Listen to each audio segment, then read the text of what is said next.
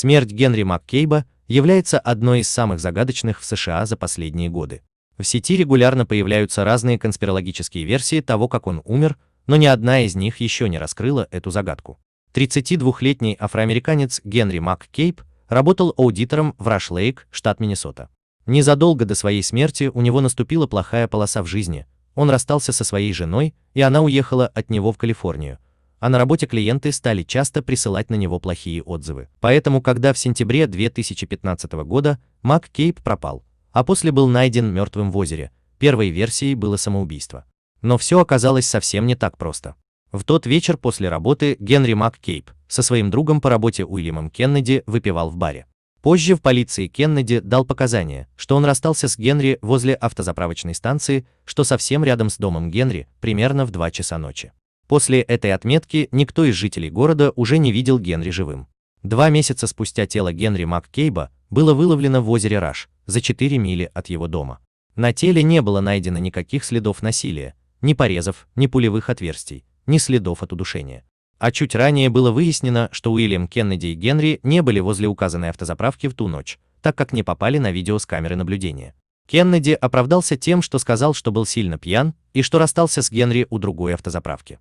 Однако даже эта версия не могла бы объяснить, почему он был найден так далеко от этого места.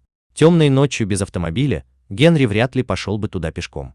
Тем более, что, как и Кеннеди, он также был в состоянии сильного алкогольного опьянения. А теперь самая загадочная и жуткая деталь.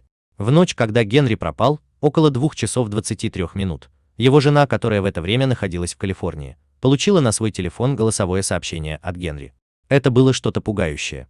Генри громко в панике кричал, что он подвергся нападению, а фоном раздавались непонятные звуки, напоминающие стрекотание или животное рычание.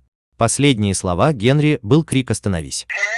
It's a voicemail unlike anything you've ever heard before. There are 2 minutes worth of noises, bizarre ones.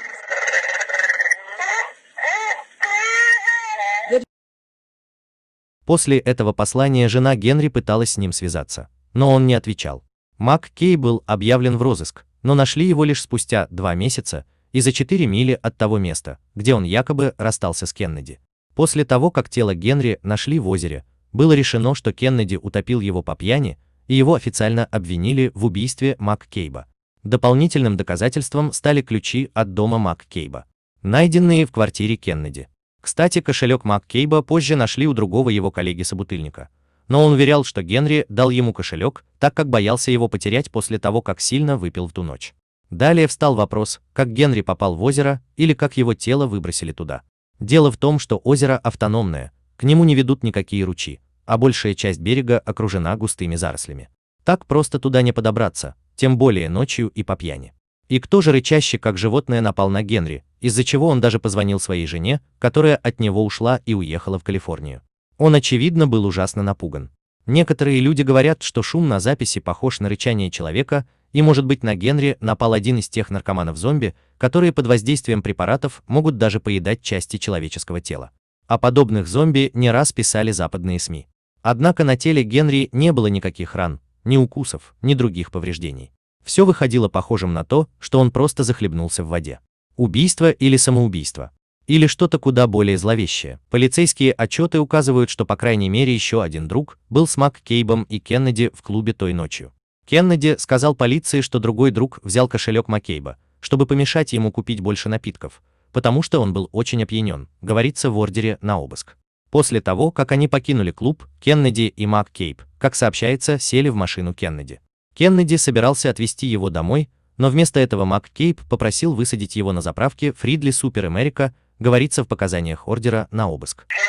It's a voicemail unlike anything you've ever heard before. There are 2 minutes worth of noises, bizarre ones. But very little actual talking. Authorities confirmed the disturbing middle-of-the-night call came from Henry McCabe's cell phone. It was Labor Day, September 7th at 2:28 in the morning. McCabe's worried wife heard the message. His and my cell phone connected. Minnesota Community Policing Services is a nonprofit agency and acts as a go-between with police and the Liberian community. The leader is trying to help the family make some sense of this recording. The growls turned to high-pitched moans. Like he's moaning in pain. Like moaning in pain. The tortured grunts suddenly stop. There is silence. Then someone, either Henry or another person, says, "Stop it." I try to picture where he was, what it might have been like, what circumstances would have made him sound like that. The voicemail ewing. The police chief tells me even the FBI is analyzing the recording and voices for clues. The chief says the investigation took deputies here on Tuesday.